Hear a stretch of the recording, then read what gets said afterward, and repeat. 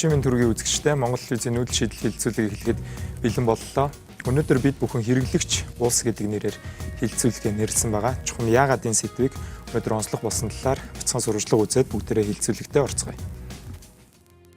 Хар тамхи мансууруулах бодисын чимээгүй тархалт бидний санаанд жоромгүй байдалд хүрээд байна. 2013 оноос 2016 оны эхний хагас жилийн байдлаар хар тамхи мансууруулах бодистой холбоотой 219 гэмт хэрэгт 548 хүн холбогдсон байгаа юм. Энэ төрлийн гэмт хэрэгт шалгагдсан хүний 90% нь 19-өөс 35 насны хүмүүс байгаа нь тогтоогдсон. Дэлгэрүүлбэл 19-с 25 насны 242 хүн, 26-аас 35 насны 131 хүн байгаа юм. Үүнээс 19-с 25 насны залуучууд хар тамхи мансууруулах бодисын гэмт хэрэгт хамгийн их өртөж байгааг харж болно. Тиймээс Монгол телевизийн сурвалжлах баг хар тамхины хэрэглээ залуучуудын дунд ямар байгааг тодруулахаар шийдсэн юм. Сурвалжлагч зураглаач нар маань Улаанбаатар хотын шөнийн цэнгэний газруудаар нууц камертаа орж хар тамхи мансууруулах бодис хэрэглэсэн хэсэг залуучуудыг олж тэднээс хар тамхи худалдан авах гэж байгаа хүний дүр эсгсэн юм а. Шөнийн 1 цагаас 3 цагийн хооронд сурвалжлага хийхдээ 2 бүлэг залуучууд хар тамхи хэрэглэсэн байгааг тэдэнтэй ярилцаж мэдсэн юм. Үргэлжлүүлэн тэдний машинд орж хар тамхи худалдан авахар тохиролцсон юм. Мөн шөнийн цэнгэний газарт байгаа ихэнх хүмүүс тухайн үед мансуурсан байгаа гэдгийг тэдгээр залуучууд хэлж байлаа. Ингээд зогсохгүй тэдний дунд зохицуулагч буюу мансууруулах бодис худалддаг, дамжуулдаг залуутай танилцсан юм. Гэвч эдгээр яриа цэнгэний газарт чанга дуу чимээтэй болсон юм. Харин манай сурвалжлагч тэдгээр залуусын нэгтэй ярилцаж түүний машинд нь очиж хар тамхи худалдаж авна гэж тохирсны дагуу цэнгэний газрын гадна гарч дараах зүйлсийг ярилцсан байна. Энэ бичлэгийг одоо хүргэе. Жохон хачаал явлаа. Чи явлаа. Чи мэддэг тэгээд тэр жоох юм. Хамчи мэддэг. Би чихгүй нөө. Яг үнийг би чамд өгөөд би өөрөө шоронд явчих яах вэ? Би эхнэр авахгүй мэдхэн настай хүүхдтэй. Манай хүүхдүүд тэгээ би явчих яах вэ? Ээж авах, үений дэрээ.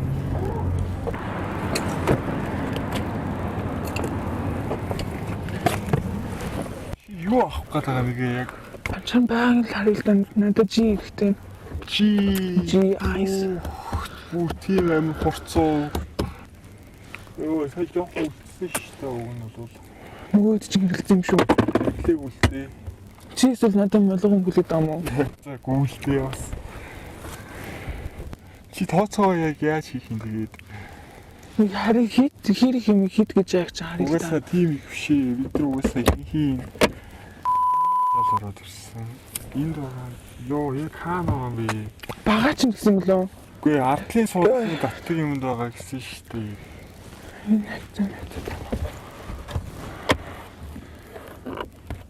Нөгөө өдөр ч очих уу? Асуултаа сайн. За чи оо явлаа. Чи заяа. За. Энд зогсчих. За. Ойлголоо.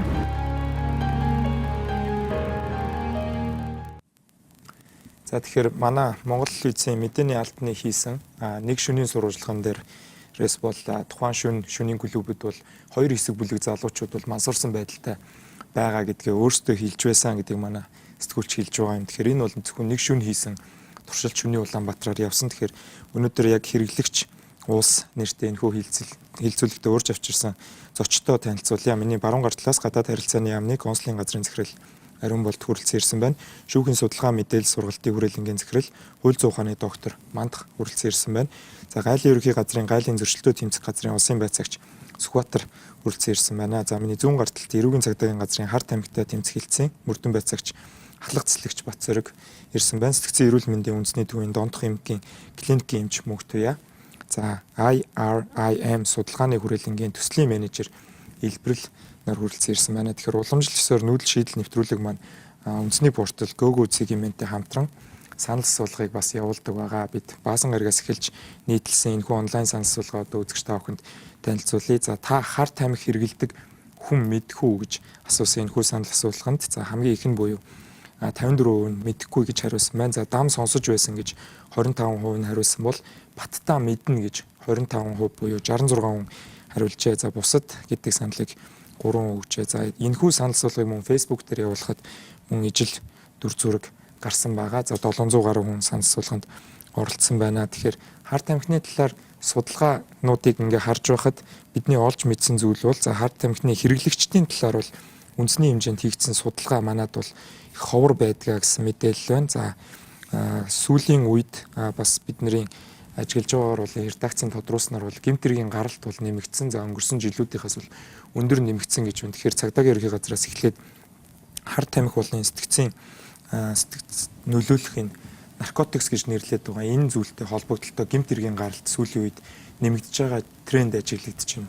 Тийм. За ер нь бол Монгол улсад харт тамхи мансууруулалттай холбоотой гэмт хэрэг гарах нөхцөл байдлууд гэж бид судалгаа хийсэн л тий. Энэ дээр ерөнхийдөө 3 төрлийн үндсэн нөхцөл байдал гэж үзэж байгаа. Нэгдүгээрт харт тамхи одоо мансууруулах үйс төрлийн ургамал Монгол улсад ургадаг.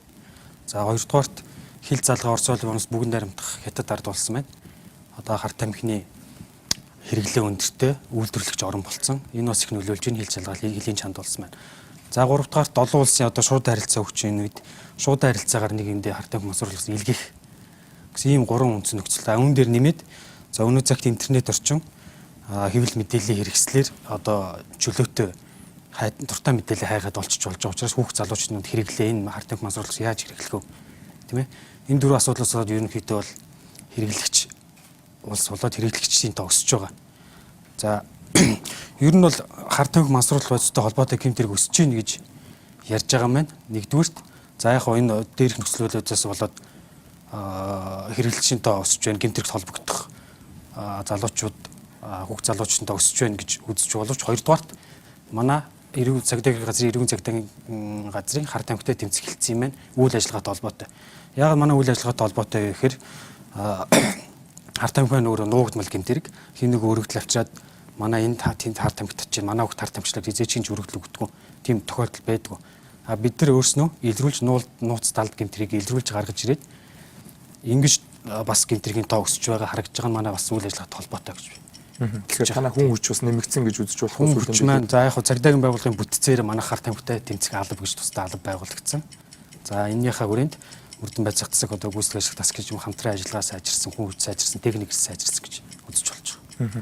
За баярлалаа. Тэгэхээр бүгдээрээ эхлээд нөхцөл байдал ямар байгаа юм бэ гэдгийг бас тал талын мэдээллүүдээс эхлээд харъя гэж бодож байна. Тэгэхээр сэтгцэн эрүүл мэндийн төв дээр би өөрөө ийм донтох одоо бодисонд орчлоо гэж өөрөө хандах иргэд болон танаа дээр албатай имжлүүлэхээр ирж байгаа хүмүүсийн тоо ер нь өсөж байгаа хандлага харагдаж байна. Мөгтий амчис. Тэгэхээр хандлага гэхээр ер нь манай сэтгцэн эрүүл мэндийн үндэсний төв бол нарийн мэргэжлийн тусламж үйлчилгээ үзүүлдэг гэдэг утгаараа хамгийн одоо эцсийн шатанд буюу хор холбогдол хор хөнөөлийн одоо илүү хэмжилдэг гэсэн үг. Нөгөөтэйгөр яг хөөрэ бас урьдчилан сэргийлэх үйл ажиллагааг бол бас нэг талаас авч ирсэн. Тэгэхээр манай сэтгцэн эрүүл мэнд бол үүсэл үүснэл 88 дахь жилдээ үйл ажиллагаагаа явуулж байгаа. Өнөөдөр ихэд дэлхийн сэтгцэн эрүүл мэндийг хамгаалах өдөр болж байгаа. За бид нар ганцхан төөрөө биш Монгол улсын хэмжээнд үйл ажиллагаа явуулдаг. Өрхүүд анхан шатны одоо ажиллаж байгаа эмч мэргэжилтнүүд маань бас энэ чиглэлийн үйл ажиллагааг бол явуулдаг байгаа. Тэгэхээр энэ цагдаа одоо эрүүгийн цагдаагийн газар харт тамхитай тэмцэх гэлтэс манайх хоёр бол ерөнхийдөө их хамтарч ажилладаг. Өөрөөр хэлбэл энд одоо тодорхой хэмжээнд хэрэглэгч гэсэн хүмүүс маань ер нь донтолттой байна уу, өвчин эмгэгтэй байна уу ч гэдэг юм уу байдлаар бас өслөг шинжилгээ хийх тохиолдлууд их байна. За бүр эцсийн шатандаа ч гэдэг юм эсвэл хордлогонд орсон за эсвэл одоо сэтгц нөлөөлөд янз бүрийн байдлаар одоо солиоролд орсон хүмүүс маань манайд ирж тусламж үйлчилгээ авах явдал бас байна. Өөрөөр хэлбэл эмгэгт орсон хүмүүс. За тэгэхээр та товчхоноор хариулвал ер нь сүүлийн үед хандж байгаа иргэдийн тоо юм уу цагдаагаас албатай имжлүүлэхээр танаа руу шилжүүлж байгаа хүмүүсийн тоо ихсэж гин гэж та хэлж чадах уу? Ажиллажсэн туршлага нь 2016 оны одоо 1 сараас эхлээд бол энийг хараад үзэхдээ хандж байгаа хүмүүсийн тоо бол эрс ихсэн. Ялангуяа залуучуудын дунд бол тоо ихсэн байгаа. Тэгэхээр сая нэвтрүүлгийн өмнө үзсэн бас сурвалжлаган дээр яг энэхүү гэмт хэрэгтэй холбогдож байгаа нийгмийн бүлэг маань бол залуучууд байна гэдгийг бол бид нар бас сайн харсан баг. Өсвөр насны хүүхдүүд гэдэг бас мэдээлэл бол бидний санааг сэтгэл санааг бол зовниулж байна. Тэгэхээр дөнгөж өнөөдөр бас шүүхтэр мансууруулах сэтгцэд нөлөөлөх бодисыг олж авсан хадгалсан хэргийг шүүлээ гэдэг ийм хэвлэлийн мэдээ гарч ирж байна. Тэгэхээр тэрийг бас шүүхээс ирсэн төлөөлөлтөөгөө бас ярилцсан. Тэгэхээр IRM судалгааны хүрээлэнгийн хувьд илбэрэл бас залуучуудын дунд харт амхны хэрэглээ болон мэдээлэл ямар байгаа талаар судалгаануудыг хийж байсан гэсэн болохоор өнөөдөр бас төчнөр урьсан байгаа. Ирсэнд баярлалаа. Тэгэхээр хийжсэн судалгааныхаа гол үр дүнгуудээс бас танилцуулаач. Харин судалгааны үргэлжлэнгээс 2013 онд 14 онд 2 удаа бол яг нөгөө харт амх масруулах бод зэрэглэлтэй холбоотой судалгааг гүйцэтгэжсэн. Тэгээд судалгаанд бол залуучууд хөдөлгөөнд тухайн буюу нөгөө 8-ачд те 8-ачд том аврын жолоочд гэх мэт улс хооронд явдаг жолоочд за мөн эмэгтэй биеийн үнэлэгчд гэсэн юм 3 бүлийг бол хамруулж ирсэн. За яг энэ 3 бүлийн үед бид нар бэлгийн болон хурц өрүүлэндийн асуудлууд за тэдгээрийн нэг нь яа харахгүй те нөлөөлөгчний хүчин зүйл нь өөрөө харт амх масруулах үзэл болдог байсан. Тэгэхээр яг энэ судалгааны үрээнд бол гарахад залуучуудыг бид нар ойролцоогоор 600 залуучууд хамруулахад 5% нь буюу ойролцоогоор 30 залуучууд нь бол яа харахгүй өөрсдийнх нь хариултаар мансууруулах бодисыг ямар нэгэн байдлаар хэрэгжилжсэн гэсэн хариулт өгсөн байдаг. За мөн хөдөлгөөнд тухайн үед бас муу адилхан 5.6% нь мөн яг харт амх мансууруулах бодисыг нэг удаа хэрэгжилж үтсэн те. За эмэгтэй биеийн үнэлэгчтэй хувьд тэгэхээр илүү нөгөө нэг өмнөх 2 бүлэгтэйгээс бүр хувь илүү те 3-аас 4 дахин өндөр буюу 24% нь бол харт амх мансууруулах бодисыг бол хэрэгжилж үтсэн гэсэн судалгааны үр дүн бол байдаг. За тэгэхээр судалгааны үр дүнгээс бол харахад илүү нөгөө нэг ахуй хэрэглээний бас мансууруулах бодисын төрлүүд бол нэлээх түгээмэл хэрэгжилж байна. За дээрэс нь яг нөгөө кокаин те өвс гэх мэтлэн те илүү нөгөө нэг яг сэтгцэд нөлөөлөх бодис талаасаа бас хэрэгжилж байгаа бас тохиолдлууд байдаг. Энэ бол илүү 20-с 24 насныхан буюу өөр ингэсэн орлоготой болсон те эцэгээс хараад тусаар амьдэрдэг болсон тийм бүлгүүдийн хувьд бол илүү яг энэ сэтгцэд нөлөөлөх бодисуудыг бол хэрэгжилдэг юм тохиолдлууд бол нэлээд ажиллаж байгаа. Мөн цуцаар тарьж хэрэгжилдэг гэсэн юм хүндэрсэн хэлбэрүүд нь те хүндэрсэн хэлбэрийн мансууруулах зэрэглэл бол өндөр бол харагдсан байгаа. Тэгэхээр 600 залууг одоо залуугаас асуухад 30 нь хэрэгжилж үтсэн. За тээврийн жолооч нар буюу одоо хот хооронд улс хооронд явдаг хүмүүсийн 30 за эмэгтэй биеийн үнэлэгчдээс 24% гэдэг чинь 600-аас бараг 100 гаруй хүн. 100 хүнээс эмэгтэй биеийн үнэлэгчтэй хувьд бол 100 биеийн үнэлэгч байгаа. Тэрнээс бараг 24 гэсэн үг. Мансууруулах бодис хэрэгжилжсэн. Тэгэхээр эрсдэл амьдралын хэм маягтай хүмүүс бол илүү хэрэгжилсэн ийм дүр зураг харагдсан байна. Судалгаа хэдэн онд хийгдсэн бол? 2013 онд хийгдсэн. 2013. Тоон судалгаа нь 13 онд хийгдээд 2015 оны үед тэгэхээр яг өсвөр насны залуучууд буюу түрүүнд хэлдэг те 15-аас 24 насны залуучуудын дунд хэрэг мансууруулах бодисын хэрэглээ байгаа бол ямар хэлбэрээр байна, ямар мансууруулах бодис хэрэгжилж гинэ вэ гэдэг чанарын судалгааг илүү хийгдсэн байгаа.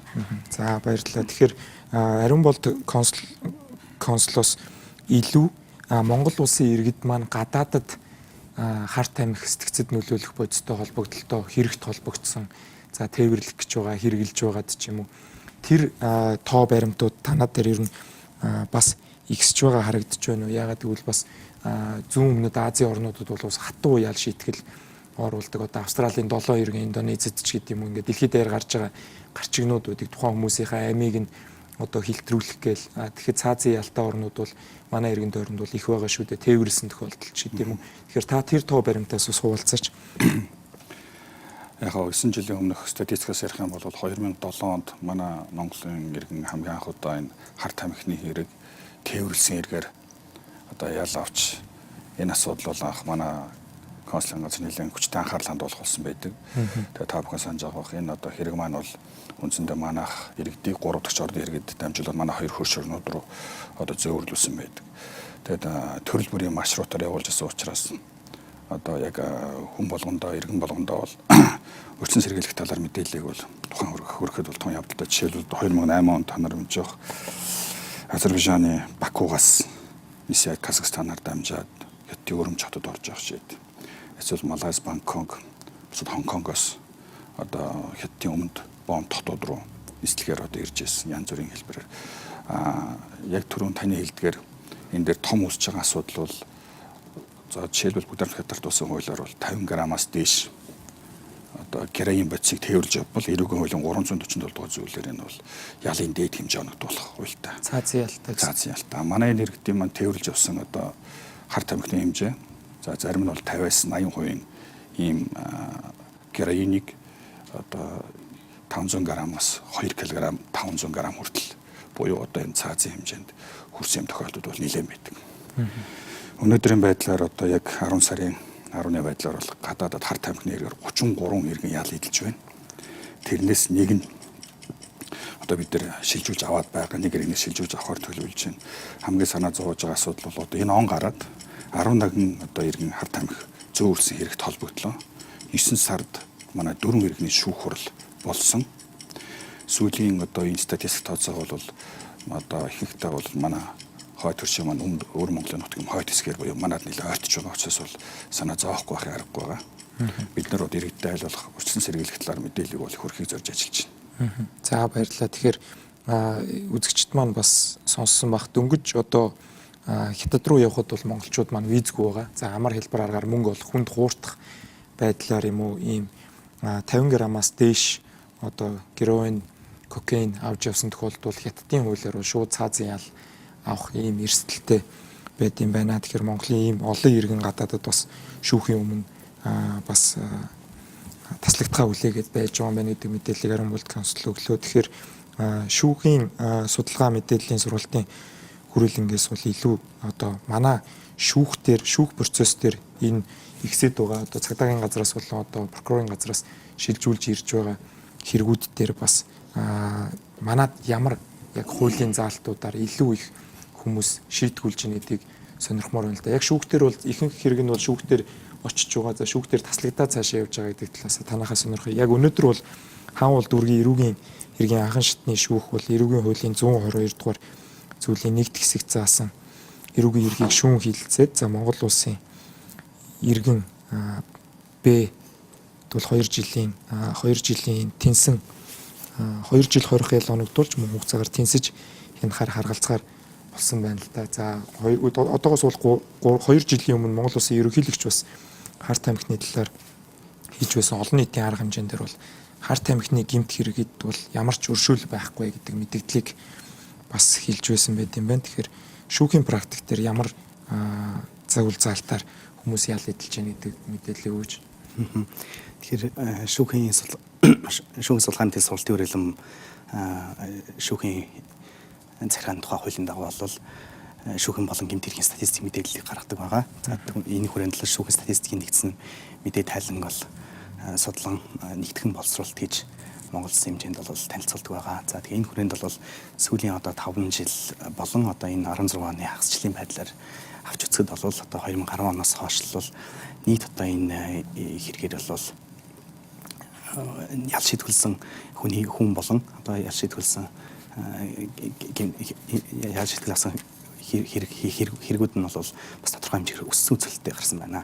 За ер нь практикаас харахад бол энэ эрүүгийн хуулийн тусгай ангийн 192-оос 196 дахь зүйл бол одоо энэ хүн амын эрүүл мэндийн эсрэг гэмт хэрэг гэж явдаг байгаа. Тэгэхээр энэ дундаа хүн амын эрүүл мэндийн эсрэг гэмт хэргийн одоо мансуурлах бодистой холбоотой хэрэгүүд нэдэг байгаа. Тэгэхээр энэ хэрэгүүд дотроос энэ зүйл заалтууд дотроос л 192 дахь зүйл болон 194 дахь зүйлээр бол шийдэгдсэн байна. Бусдаар нь бол ерөнхийд нь сүүлийн 5 жилийн байдлаар бол шийдэгдэг байна. За ихэвчлэн бол 192 дахь зүйлээр ял шийдвэрлсэн байна. Тэгэхээр энэ 2010-аас 16 оны одоо хагасчлалын энэ хугацаанд бол нийтдээ бол 192 дахь эрүүгийн хуулийн тусгай ангийн 192 дахь зүйлийн дагуу бол 154 хэрэг шүүхээс одоо шийдсэн буюу 267 хүнд холбогдох юм хэргийг бол хян шийдвэрлсэн байна.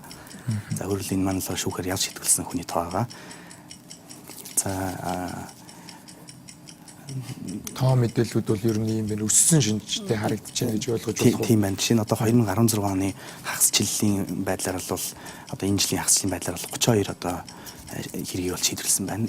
Мансуурлах бодистой холбоотойгоор. Тэгтэл энэ маань бол өөрөө 2014 оны бүтэн жилийн хугацаанд 33 хэргийг шийдвэрлсэн байгаа. Тэгэхээр өөрөөр хэлбэл бүтэн жилийн хугацааны хэрэгтэй дүүцэхүйц хэмжээний хэргийг бол одоо энэ өнгөрсөн хагасчлалын хугацаанд шийдвэрлсэн байна. Шийдвэрлсэн байна. За тэгэхээр өнөөдөр бас хаан улд дүүргийн шүүхээс 2 жилийн тэнсэн ял авсан иргэн Б бол яг шүүхийн танхимд шүүгүүд хандаад ингэж хэлсэн байна. Ийм ноцтой гэмт хэрэг үйлдсэндээ маш их харамсаж байна. Намаг гэдэг хүн бүрээс уучлалтгүй. За олонний танил хүн байж олонний дунд бие зүв авч чадаагүйтэй харамсаж байна.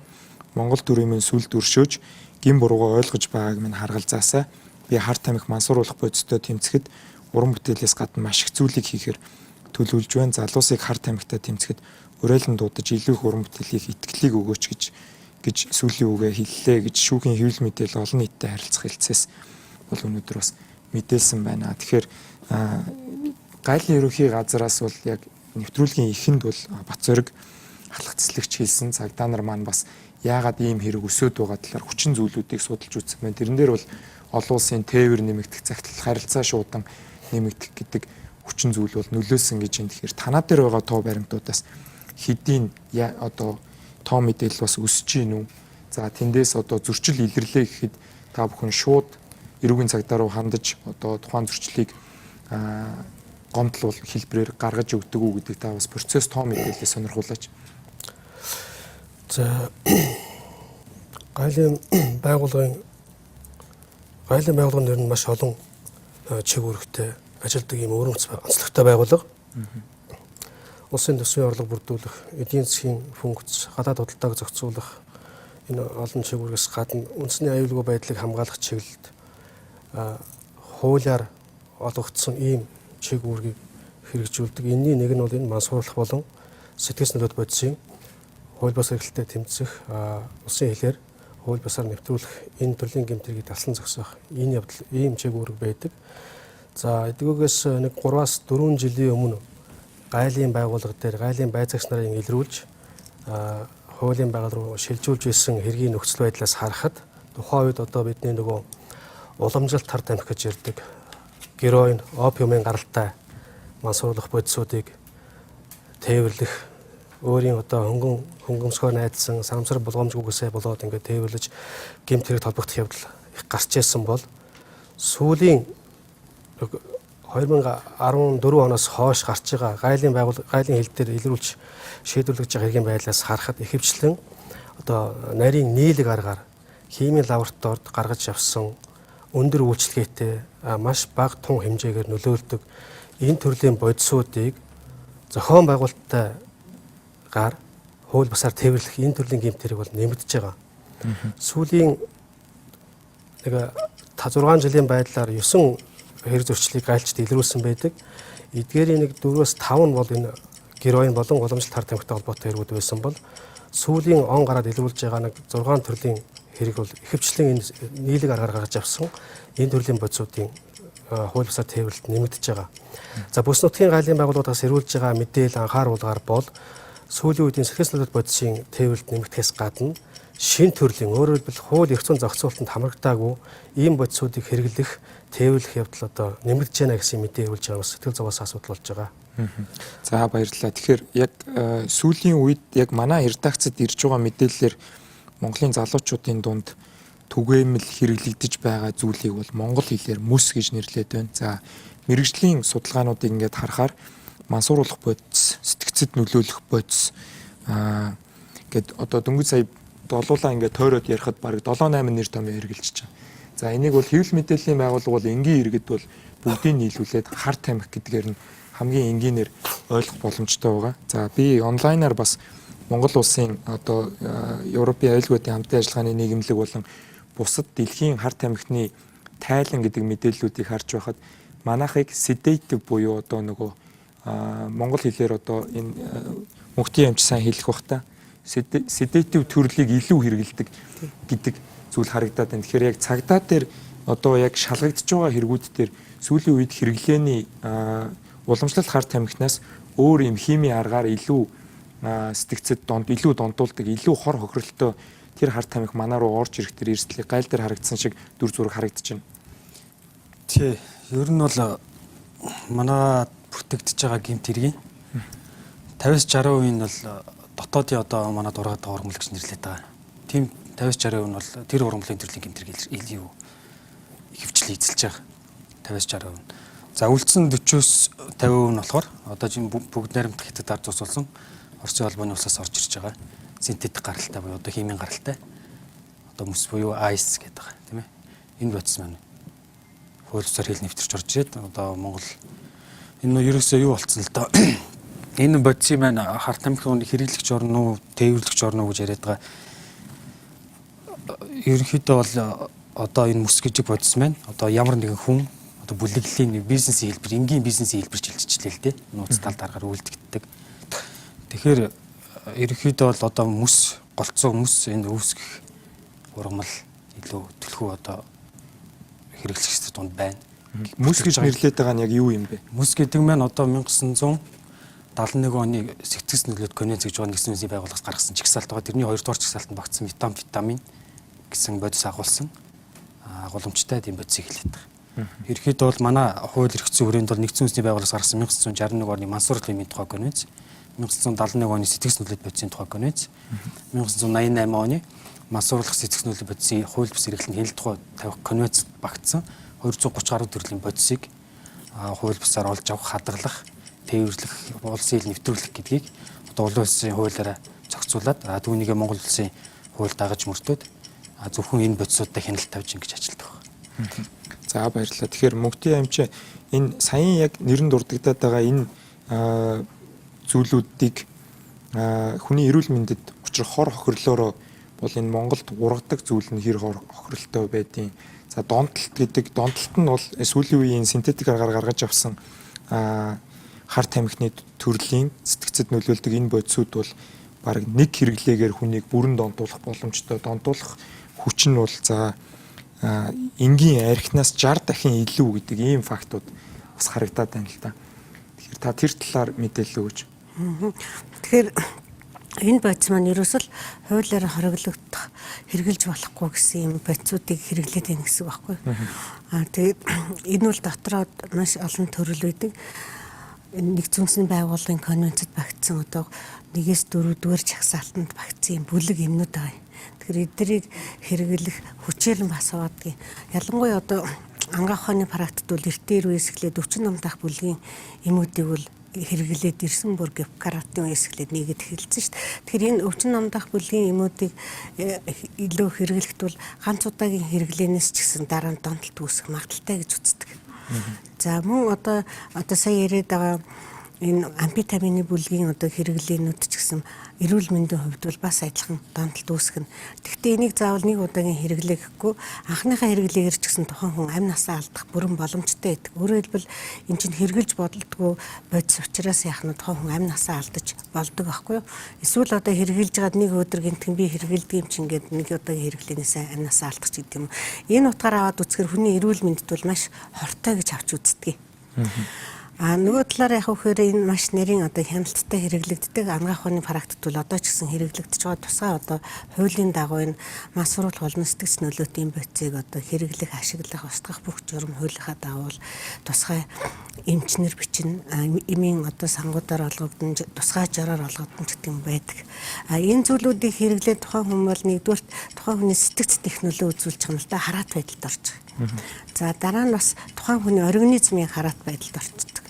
Энэ байдлаар ингээд аваад үзэхээр донтох эмгэг гэж авч үздэг. Донтох эмгэгтэй тохиолдолд бол мэдээж эрүүл мэндийн одоо тусламж үйлчилгээ хамгийн түрүүнд одоо ямар байдалд үүссэн байна уу гэдгээс ахуулаад хордлого тайлахаас эхлээд ч гэдэг юм уу.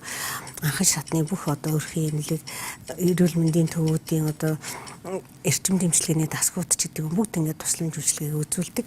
Яг тэр донтолтоос нь яаж гарах вэ гэдэг арга замыг наривчилсан одоо сэтгэл зүйн эмчилгээ удаан хугацааны бүр 3 жил хүртэл эмчлэх ёстой гэж эмчилгээ онцлогын стандартд бол заасан байдаг.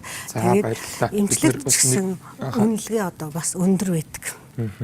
За баярлалаа. Тэгэхээр яг бидний яриад байгаа бодис болон хар тамхины хэрэглээ хүнийг яг ямар төвшөнд хүргэдэм бэ?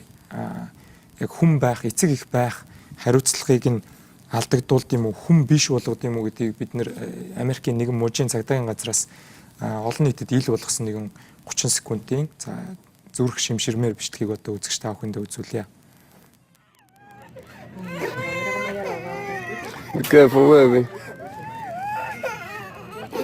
Is your girlfriend? Oh my God. We call the ambulance. We call the ambulance. Andy. Hey, look. Hello. Hey. Andy. Andy. Andy. Where's your phone? Andy. Andy. You call 911 already? Yeah. We call. Yeah, we call. Oh my God, baby. One lady. Oh Is your baby? No, it's my friend. Are your friend? Yeah, we call the ambulance now in the I police. know her.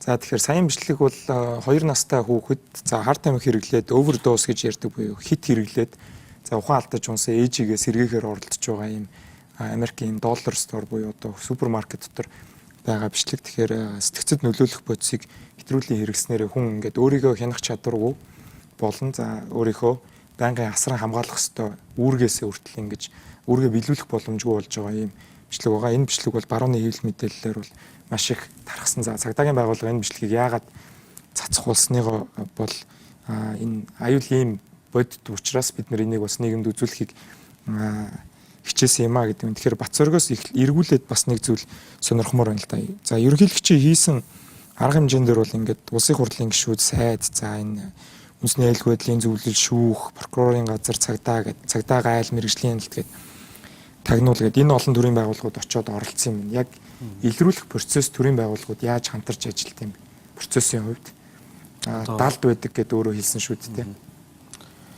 За илрүүлэхийн хувьд бол төрийн байгууллагууд хоорондоо хамтарч ажиллах гэхээр нууц далд аргаар үйлдэгддэг. За тэгээд нэлээд бас илрүүлэхэд төвөгтэй одоо гинт зарж борлуулж байгаа хэрэглэгч нар нь хэрэглэгч нарыг бол хэрэгэлсэн үед нь зарж борлуулж байгаа үед нь баривчилдаг учраас одоо зөвхөн хүчний байгууллага тийм ээ цагдаагийн тусгай байгууллаганд хамтран бид нар гэмтэргээ илрүүлж мөрдөн байцаалт ажлыг явуулдаг байгаа. За тэрнээс төрийн байгууллагатай хамтраад яг илрүүлэх чиглэл үйл ажиллагаар бол ажилтдаг юм байна. Харин урьдчилан сэргийлэх ажил буюу одоо хүүхд залуучдыг одоо хар тамхи мансууруулах бодисны хор хөнөөлийг таниулах чиглэлээр урьдчилан сэргийлэх сургалт сурчлагыг бол хамтран явуулдаг. Гэхдээ энэ бас дутмаг л та. Тэгэхээр барьж байгаа нь зөвхөн танаах л гэсэн үг үү? Цагдаа. Ааха, тагнуул прокуророос оролцох уу? За прокурорууд бол хууль заасан эрүүн байцаалт шийдлэх ажиллагаанд заасан тодорхой ажиллагаанд л оролцсон мөрдөн байцаалтын ажиллагаанд. За тагнуулын байгууллагын тагнуулынхаа одоо гүйцэтгэх ажлын тухай хууль заасан мөн мансууруулах сэтгэх зүйн бодисын хяналт тавих хууль заасныхаа дагуу зөвхөн биднэрт мэдээлэл өгч тэр мэдээллийн дагуу бид нар очиж шалгаж мөрдөн байцаалтын ажиллагааг явуулдаг.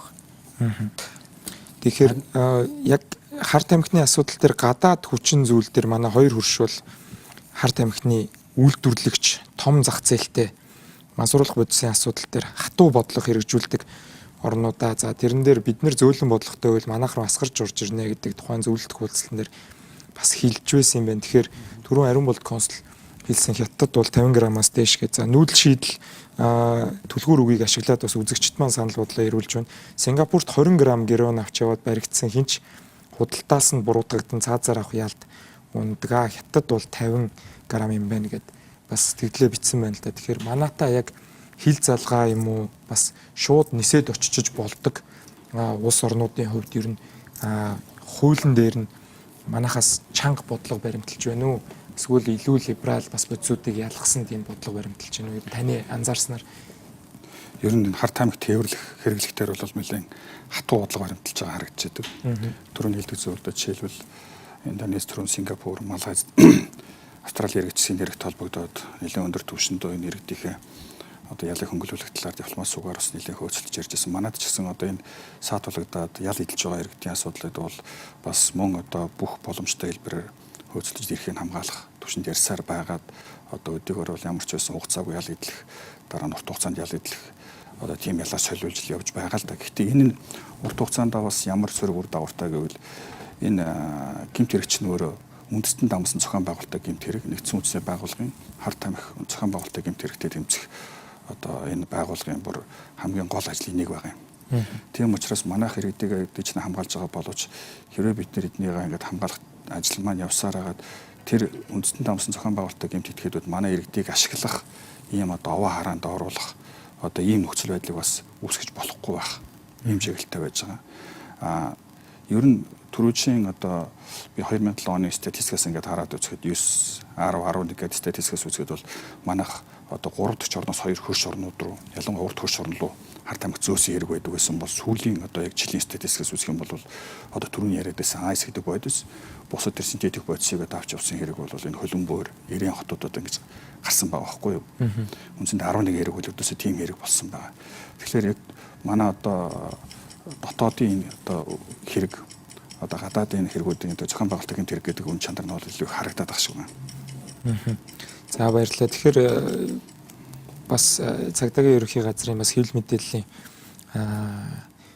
Баатар хүү Twitter дээр бас өмнө нь биччихсэн нэг ишлэл байна. 9 сарын 23-нд хар тамхины хэрэгт холбогдож шалгагдаж байхдаа дахиад холбогдоод байх юм нэг орчуул гарч чаддаггүй гэдэг нь үнэн бололтой гэж цагаан тахал гэж бас бичсэн байна. Тэгэхээр илбэрл судлаачийн хувьд яг судалгаагаа хийж байхад танаа дээр та бүхэн яг ямар бодис Монголд илүү түлхүү хэрэглэгдэж байна гэдгийг үзсэн үү?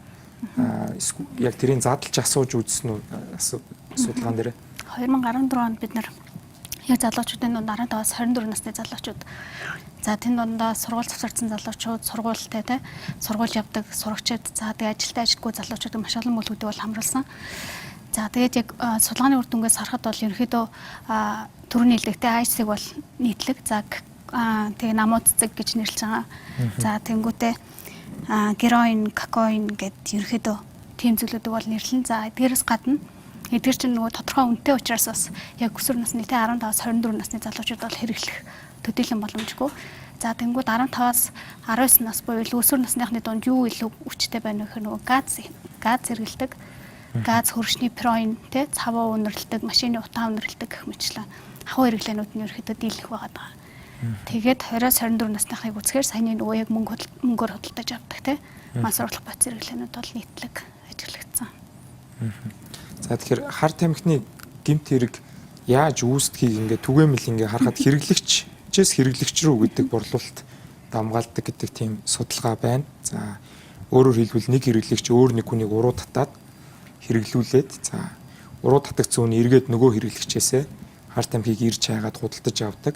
За ингэснээрээ сүлжээ үүсдэгэ гэж байна. Энд зарим нэгэн бодисын үнийн бас өссөн зүйл байна. Энийг бол бас хэвлэл олон нийтийн хэвлэл мэдээлэл хэрэгслэр хэлэх боломжгүй байна. За Монгол улсад мөрдөгдөж байгаа хуулиар бол хөдөлмөрийн усны доод хэмжээг манай улсад хар тамхи зөөвөрлсөн, худалдсан, хэрэглэсэн тохиолдолд бол хөдөлмөрийн усны доод хэмжээг 51-ээс 251 дахин нэмэгдүүлсэнтэй тэнцэх буюу за мөнгөөр торгох за 15-аас 20 жилээр хорих ялаар шийтэгдэг юм байна. Тэгэхээр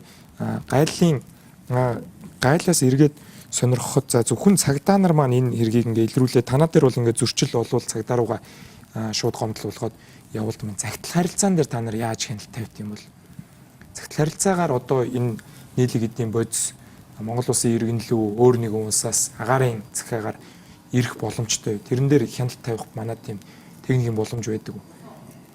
Загтал харилцаа бас хувь хүний нууц ордог бах те тэрийг задлж үзэхгүй. Гайлын байгуул бол одоо өнөөдөр мөрдөгдөж байгаа эрүүгийн байцааг шийдэх хуулийн хүрээнд байцаагч нар хяналтын бүсд илрүүлсэн хэрэгт бол эрүүгийн байцааг шийдэх хуулийн 172-ийн 3 заагдсан хойшлуулах ажиллагааг гүйцэтгэхэд цагдаагийн байгууллага шилжүүлэх үүрэгтэй. Энэ дагуу харьяалал тогтоогоо шилжүүлж байгаа. За шуудан харилцаагаар бол одоо улс хоорондын шууд илгээмжлэх гайлын газар гэж байна. Өдөртөө 15,000-аас 25,000 буудал шуудан илгээмжид хяналт тавьдаг. Эд бүгд төр бол манайх бол бүх төр одоо орж ирж байгаа шуудан илгээмжийг бол задлж үзэх гэдэг юм уу? Бүгдийг 100% гайлын шалгалтанд хамруулах боломж олдсоо бол байхгүй.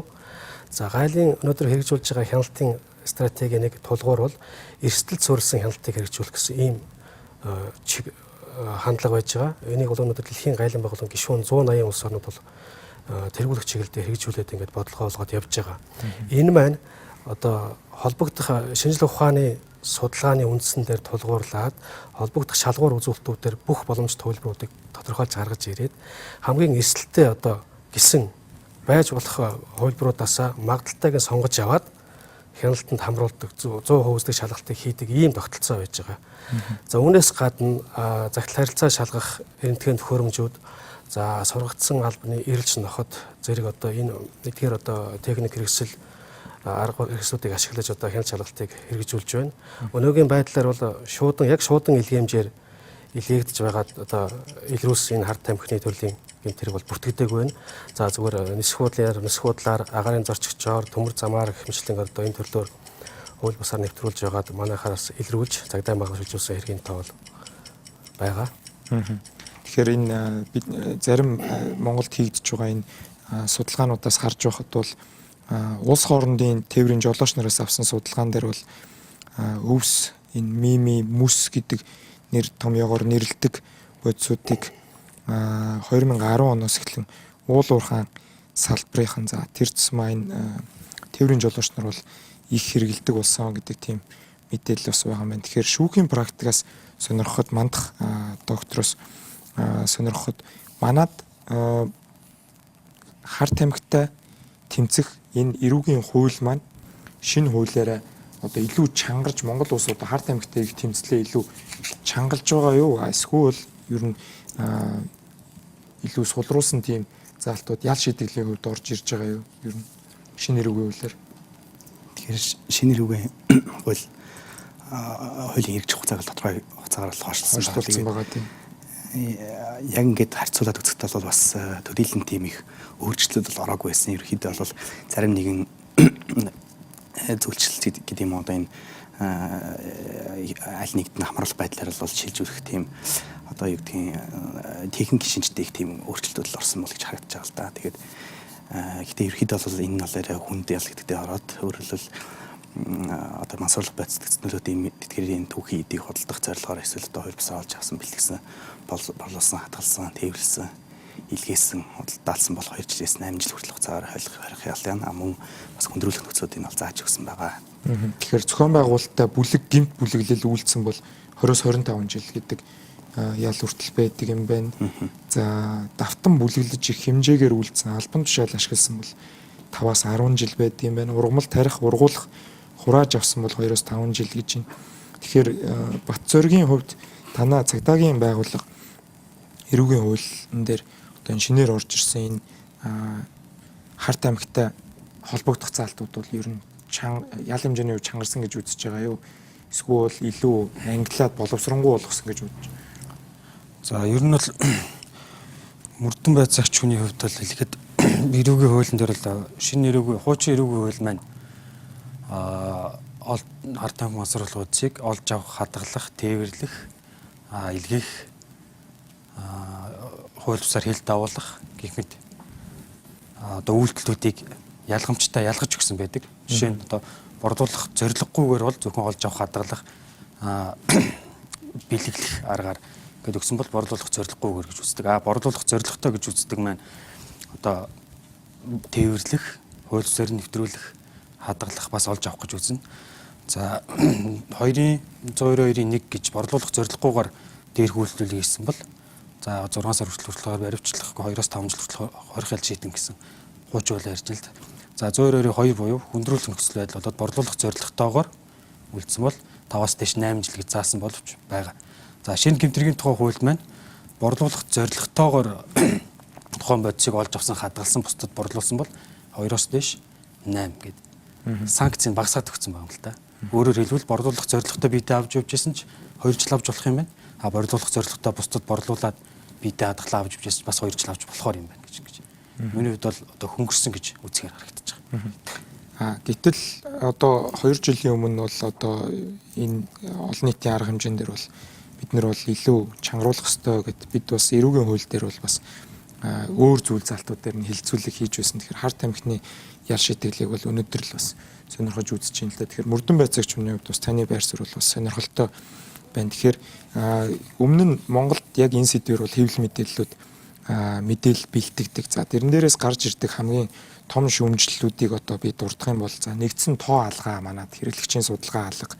Тэгэхээр нөхцөл байдлаа дүгнж чадахгүй байгаа юм чинь бид нар яаж урагшлах юм бэ гэдэг шүүмжлэл гарч ирдэг. За дээрээс нь донтсон өвчтнүүдийг эмчлэх газар хэрэгтэй байна гэж. За Америкийн жишээг болон барууны орнуудын жишээг харж байхад Rehabilitation Center буюу одоо нөхөн сэргээх төв гэдэг ийм эмнэлэгт аваачиж за олонний танил хүмүүс бол ийшээгээ очих тийм шүүхийн шийдвэр сонсдог тийм гарчигнууд бол барууны хэвлэлд их гардаг.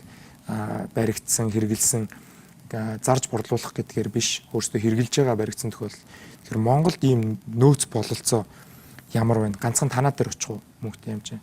Тэгэхээр Монголд бол бас нэг талаараа сая хууль хөнгөн байгаа гэдэгтэй адилхан үнэхээр тэрүүн дондох эмгэгтэй болох юм бол хуульд бол ямар нэгэн одоо хариуцлага хүлээгч гэдэг юм уу хуулиа сайхан бол байхгүй. Тодорхой хэмжээнд Монгол Улс иргэн гэдэг утгаар нь л тухайн хүнийг одоо эмчлэх, онцлох энэ бүрэн боломжтой байгаа. Харин би бас түрүүнд хэлсэн 3 жил хүртэл түүнээс дээш хугацаагаар эмчлэх одоо шаардлага гардаг гэд тийм ээ.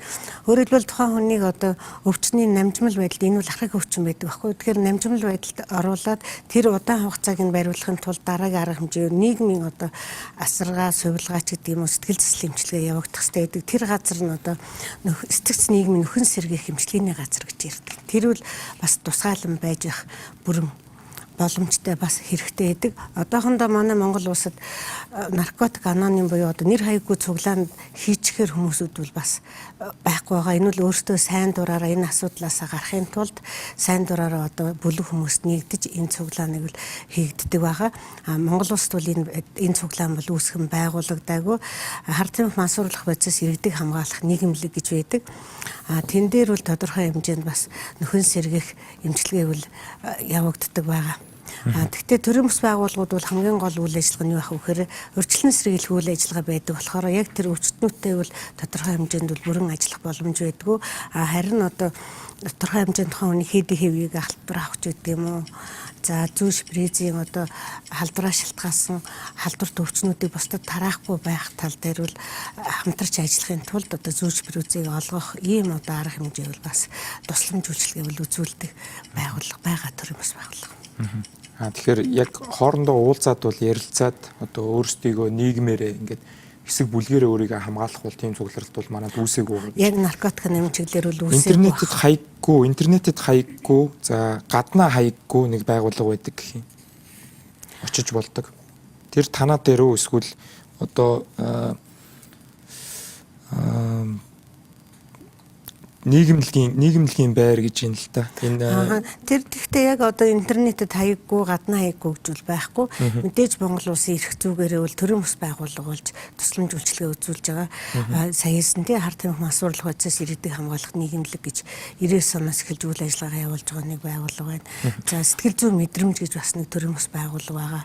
Одоохондоо бол энэ хоёр төрийн бас байгууллага яг энэ одоо мансууруулах болон сэтгэц нөлөөт юм байдагтай дондох эмгэгтэй хүмүүс тэднийг нөхөн сэргээх, зөвлөгөө өгөх, тусламж үйлчилгээ үзүүлэх юм төрийн бас байгууллагын үйл ажиллагаа бол гүйцэтгэж байгаа. Тэгэхээр хар тамхины одоо яг дотооддоо үйлдвэрлэдэг тэр нь дотоодынх нь эдийн засаг нийгмийн хамгийн том толгойн өвчин тухайн нийгмийнхаа одоо авилгал гэмт хэргийн номер 1-ийг үүсвэруулсан одоо харамсалтай жишээнүүд байдаг. За ихэвчлэн Өмнөд Америкийн орнууд Колумб гэх жишээтэй одоо тэгэхээр манайхаар бол Монгол улсыг дайрсан одоо хар тамхины сүлжээнийхэн монголоор хэрвээ энэ сүлжээ за ийм алдартай сүлжээнүүд бас байдаг юм байна. За Зүүн Өмнөд Азийн алтан гурвалжин, за дэлхийд алтан хавирган сар, Афганистан, Пакистан, Иран, за мөнгөн гурвалжин, Колумб, Боливи, Перу, Мексик гэдэгтээ ингээд энэ аюултай бүлэглэлүүд монголоор одоо дамжуулаад Монголын хүүхдүүдийг хэрэглэгч гэж хараад эхэлв үү гэдэг бас айдас төрж эхэлж байна л да. Ягаад гэвэл одоо илбэрлийн хийсэн судалгаан дээр ч юм уу 15-аас 24 насны хүүхдүүдэд хэн энийг санал болгохгүй. Өмнө нь манад гарч ирж байгаагүй. Тэгэхээр бага насны хүүхдүүд яагаад өсвөр насныхан ийшээ урууддагдаад байна. Манад тийм олдсон ийм амархан болцсон байна гэж үзэж байна. Та нар судалгаан дээрээс ямар дүгнэлт хийсэн бэ? Бид нар тэгэхээр судалгаан дээр яг залуучууд бол ихэвчлэн нөгөө нэг эхлээд мэдээж нөгөө нэг сонирхох байдлаар орно тий. За сонирхохтой ихэвчлэн нөгөө нэг үе тэнгийнхнээсээ илүүтэйгээр нөгөө ах эгч нартай өмнөд өгсөн ах эгч нарын санал болгодог. Эсвэл чи энийг үзчихвэл айгуу чи айгуу мандаг тий, үе тэнгийнхнээс чи айгуу мандаг болчихно гэдэг ч юм уу. Ерөөдөө үе тэнгийнхний нөлөөлөл хамгийн их байгаад байгаа. Тэгээд хамгийн бидний ажилласан нэг онцлог зүйл нь хүн ингээд сонирхоод хэрэглэхтэй биш дахиад нөгөө талаас яг жишээ нь тийм нэг бүлэглэл байдаг юм л да. Тэр бүлэглэл нь олонгууд яг нөгөө баяа айлын хүмүүс дээр очоод за эхлээ сонирхуулах байдлаар өнгөө өгдөг. Дараа нь тухайн хүмүүстэд те байнга нөгөөдгөө зарах байдлаар бүр дадал болгоод худалдаж авах тийм хэрэглэгч болгодог ч гэдэг юм уу. Иймэрхүү бүлэглэлүүд бол байдаг гэдгийг бол судалгааны үр дүнд бол хүмүүсд бол хэлжсэн байгаа. Тэгэхээр төрөний илдэг нөгөө нэг бүс нутгийн те тийм бүлэглэлүүд бол ороод ирсэн байх гэхийг бол үүсэх аргагүй л санагдсан. Ягаад тэгэхээр судалгаанд оролцогч маань 15-аас 18 насны хүмүүс ийм зүйл ярина гэдэг маань өөрөө асуудал хэрэг хурц болсныг бас харуулж байгаа. Тэгэхээр Монгол улс бол худалдааны торгоны зам болон одоо Хятад, Оросыг холбосон, Евразийг холбосон Транссибирийн төмөр зам гэд манайх бол байнга сүлжээний зам бол худалдаа тээврийн сүлжээний зам бол байж ирсэн. За Twitter дээр Peak гэдэг хэрэглэгч тэгэл томчуудын хүүхдүүд ял мурталж гарч ирдэг штэ. Ял өгвөл ялгуурлалгүй өгмөр юм да гэдэг сэтгэгдлийг хэлж байна. Тэгэхээр ийм ялгуурлал байд юм уу гэдгийг бас бид нэр нэвтрүүлгийг завсарлаад орж ирэхэд ярилцсан. За мөн Монгол улсад байгаа хар тамхины асуудалд Монголын цагдаа нар өөрсдөө холбогдсон гэдэг их сурвалжууд бас бидэнд албан бус их сурвалжуудаас хэлж байгаа. За тиймэрхүү зүйл байд юм уу гэдэг талаар нүүдэл шийдэл нэвтрүүлэг эргээд хилцүүлэгдээ орж ирэхдээ их сурвалжуудаасаа тодруулах болно.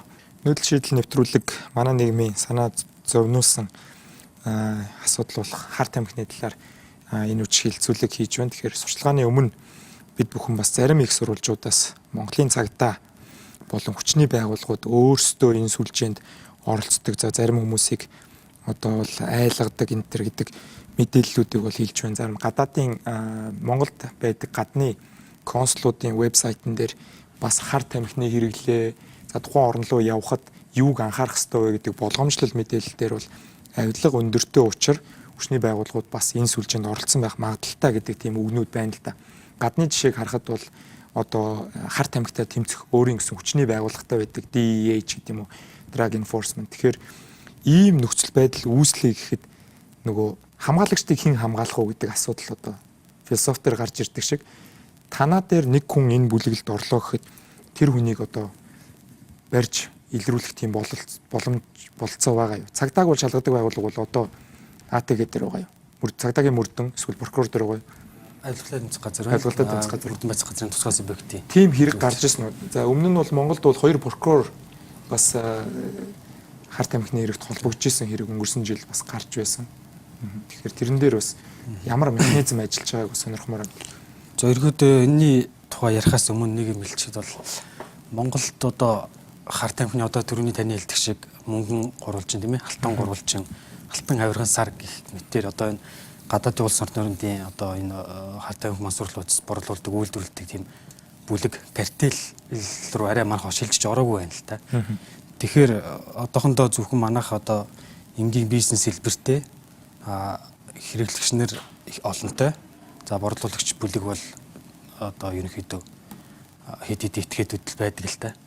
Тийм болохоор цагтаагийнхан бол оролцлоо гэж ярьж байгаа юм бол тех боломж одоо манайд бол нөхцөл байдал үүсээгүй. За нэгдүгээрт, хоёрдугаарт бол манайх бол байнгын одоо хар тамхитай тэмцэх хэлсэн юм байна. Алба багшд бүгд байнгын сар тутам одоо шалгалт одоо тест тийм ээ хар тамхи мансуурлуулж хэрэгжилж гин үү, ямар харилцаатай холбоотой байна тийм ээ. Тэр бүгднийг шалгуулдаг, тайлагнадаг. За өөрснөө тесттэй өгдөг хар тамхи мансуурлуулж хэрэглэсэн үгүй гэдгийг шалгуулдаг. Хэрэглэгч мөн байна уу, биш байна уу гэдгээ тийм.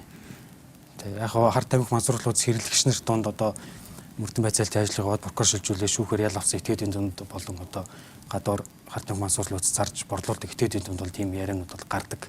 Тэгэхээр цагдаагийн өөрснөө орооцолцсон барьсан гэсэн.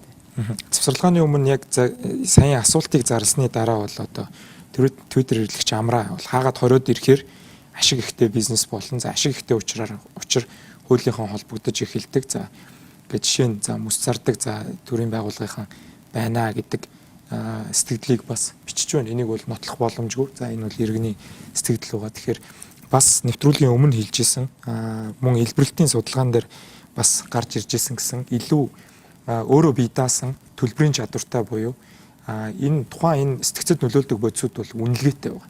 Энэ ашигтай болохоор хүмүүс хуулиас гадуур ингээд Монголын ийм хатуу хуулийг одоо эрсдэл хийгээд гадуур зарж борлуулаа. За бидний хийсэн туршилтаар бол хүмүүс мансуурсан байна гэдэг бол за авъя гэж сэтгүүлч хэлж байхад зарья гэж байна гэдэг чинь тэнд байна.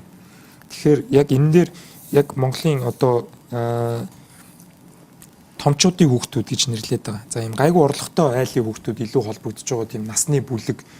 За эдгээр хүмүүст ял завших тийм боломж олдт юм уу гэдгийг мандах захирлаас таны байр суурийг сонс. Тэгэхээр насны бүлгийн хувьд бол ялж төлсөн хүмүүсийн насны бүлгийн хувьд бол 2016 оны хагасчлалын байдлаар бол 18-аас 29 насных нь бол дийлэнх буюу одоо 75.9% нь бол эзэлсэн байна. Өөрөөр хэлбэл 75.9% нь ялж төлсөн байна.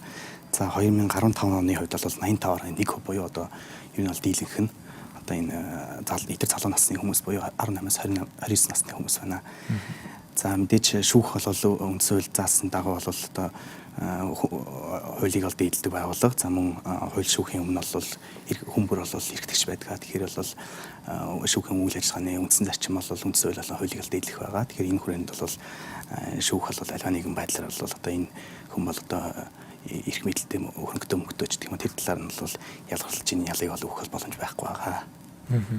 За баярлалаа. Тэгэхээр манад бол энэ асуудал бол өсөж байгаа гэдгийг бол бид нэр өнөөдөр ирсэн төрийн байгууллагын төлөөллөөс болон судлаачтаасаа бол ерөнхийдөө ойлголоо. Тэгвэл бид нэр яах ёстой юм бэ гэдэг рүү бол заавалжгүй орох ёстой хаа. Тэгэхээр донцсон өвчнүүдийг эмчлэх газар бол манад бол байхгүй. За гадаадд байдаг за anonymous буюу одоо бас хоорондоо ярилцаа зовлонгоо ярилцаад өөрсдөө бүлгэрээ сэтгэл санааны дэмжлэг үзүүлж өөрсдийгөө бас энэ хүү сэтгцэд нөлөөлдөг энэ бодсон донтолтоос салах боломжтой тийм санаачлалууд бол бас гарч эхлэегүй байгаа юм байна. Тэгэхээр ер нь хамгийн сайн туршлага ямар байд юм болоо гэдгийг бас урьж авчирсан зочдоосоо сонирхмоор байна л да. Тэгэхээр гадны гайлын байгууллагуудыг харж байхад ер нь хаана ер нь зөрчлийг сайн илрүүлж гин зөрчлөө бууруулсан тийм дүнтэй гардаг улсын сайн жишээнээс та хуваалцаж Сүхбаатар байцаагчаас. За энэ түрүүнд одоо Монгол улс бол одоо 2000 он хүртэл одоо үндэсний хөтөлбөр гаргаад хэрэгжүүлж ажиллаж байсан шүү дээ. Заашгүй өнөөгийн шаардлагаар бол энэ нэгдсэн одоо хар тамхины хууль бус эрэлт хэрэглээтэй тэмцэх нэгдсэн бодлогоо тодорхойлох шүү дээ. Нэгдсэн бодлогоо тодорхойлсны үндсэн дээр хууль тогтоомжийн боловсронгуй болгоод одоо би зөвхөн хөрш зэрэгэлдээ хятад Оросын холбооны улс хоёрын гайлын байгууллагын жишээс харахад үндэсний хэмжээнд энэ хар тамхитай тэмцдэг бие даасан агентлаг байгуулсан байдаг. Холбооны агентлагуудыг байгуулсан байдаг. Оросын холбооны улс гэсэн. За гайл дотроо бол нэгэнт одоо хуулиараа гайлын байгууллагад нь гайл бол энэ улсын хилээр хар тамхи мансуулах бодисыг нэвтрүүлэх явдлыг таслан зогсоох үүрэгтэй гэдэг хуульчлаар заагаад өгсөний хувьд гайлын байгууллагад бол яг энэ чиглэлээр тусгаас үйл ажиллагаа явуулдаг гайлын цагдаагийн хүчинтэй байдаг. Оросын холбооны улс бүгд найрамдахад бас хоёулаа. Ингэжээж энэ улсын хилээр энэ хориулсан хязгаарласан зөвхөн хар тамхи гэлтгүү эрэг үеийн 188 дугаар зүйл заасан хориулсан хязгаарласан эд зүйлийг нэвтрүүлэх энэ гэмт хэрэгтэй бол амжилттай тэмцэж дасан зогсоож байгаа ийм одоо туршлага байдаг. Дэлхийн гайлын байгууллагын хэмжээнд ч гэсэн бидэнд одоо ийм зөвлөмжүүдийг бас олон удаа ирүүлж байсан. Гайлын байгууллага нь яагаад өөрсдөө дотроо энэ хар тамхины гэмт хэрэгтэй тэмцэх юм хэрэг бүртгэх мөрдөн шалгачийг өөр бэдгүй юм бэ? Энэ талаараа хууль тогтоомж үндэсний хууль тогтоомжтой тусгаач гэсэн ийм олон удаагийн зөвлөмжүүдийг ирүүлж байсан. Шинээр батлагдсан энэ эрүүгийн хууль зөвшөөрлийн тухай хуулийн дээр ч гэсэн бид удаа дараа энэ саналуудаа бас оруулж тусгасан. Гэхдээ бас энэ 100% бас орж хойшлогдож батлагдж чадаагүй. Ямар ч хэлсэн хэрэг бүртгэх энэ чиг үүрэг юм бол хэрэгжүүлж эхлэхээр болсон байгаа. Энэ хойшлогдсон эрэг шинэ хуулиудаар бол.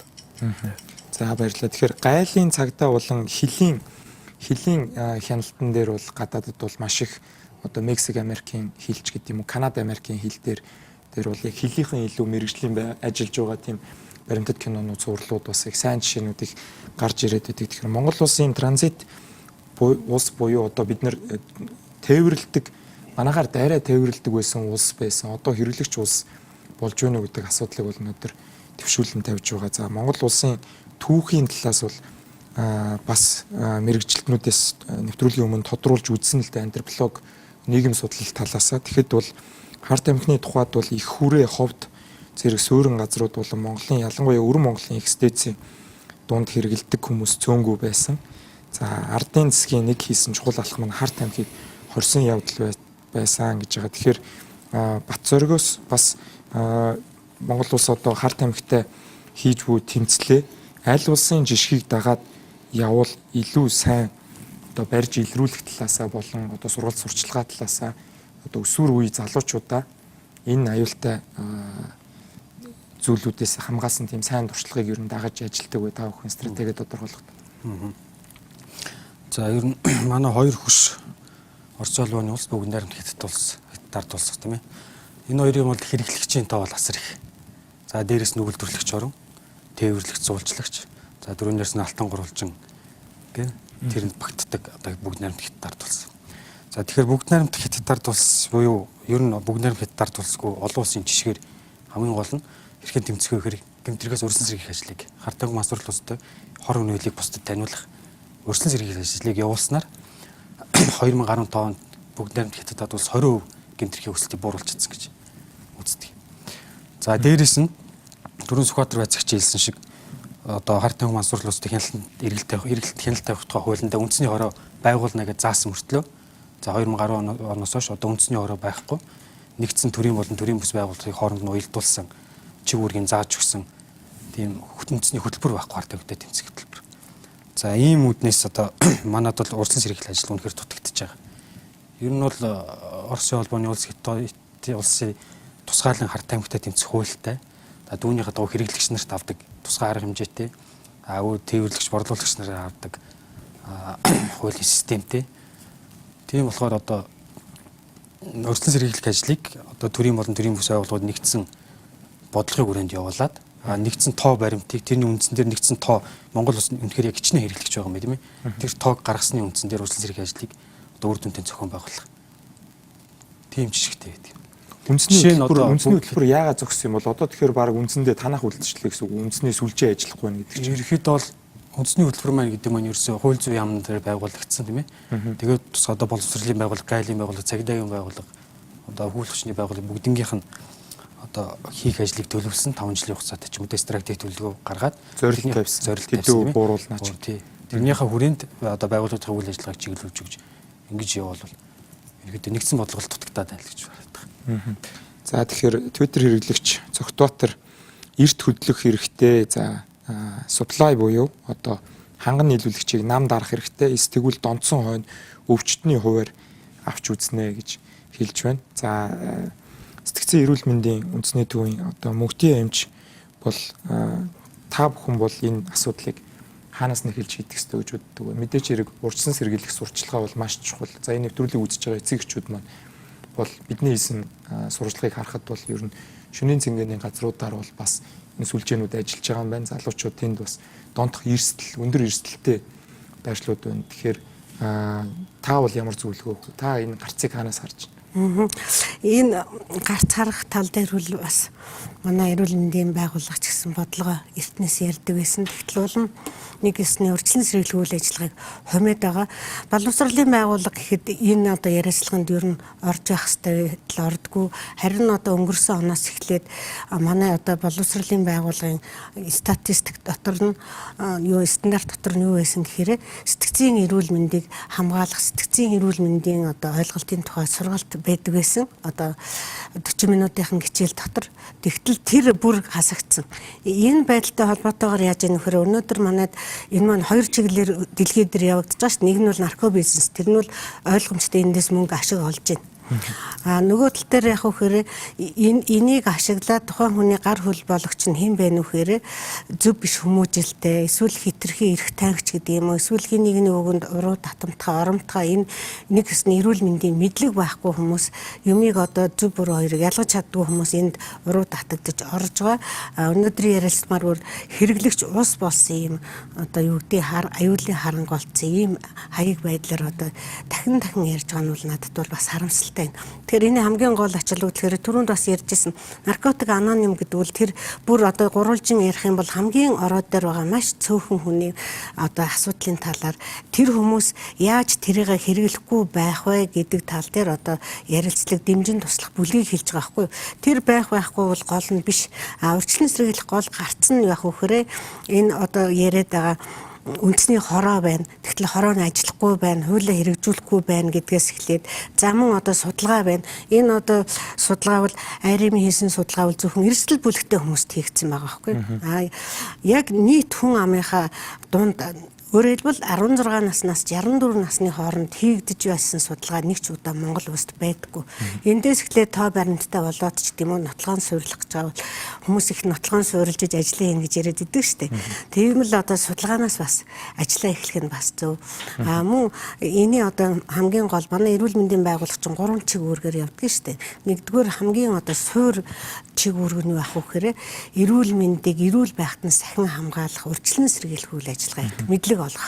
Энэ үйл ажиллагаа имчилгээд ярина шүү дээ. Имчилгээ ярина. Имчилгээний үр дүн бол ерөөсөө дэлхийн нийтдэр Америкт яваад имчилүүлсэн ч ялгаагүй, Германд яваад имчилүүлсэн ч ялгаагүй, өндөр хөгжилтэй хооронд очиж имчилүүлсэн ч одоо 0-3% л үр дүн гардаг байхгүй юу энэ өвчин. За тэгэхээр манай үзэгчдээс бол бас сонирхолтой саналууд маш их ирж байна. За Канада, Швейцар, Нидерланд, Чили, Герман гээд байгалийн гаралтай бодисыг нь хуульчилж энэ хэрэглээг нь багасгасан сайн жишээ олон байна гэж хэлж байгаа бол за эсвэргээрээ хонгор зүйл гэдэг хэрэглэгч монголчууд юмд автахтаа амархан байдаг хүмүүс маш чанга шийтгэл өгөх хэрэгтэй штэ. Ирээдүйн амар гэдэг ийм одоо эрсдэлтэй гэдгийг хэлж байна. За боловсролын тал дээр анхаармаар байна. Хар мангас гэхгүй ангаах талаас нь үр дүнгийн тухай сургалт хиймээр байна.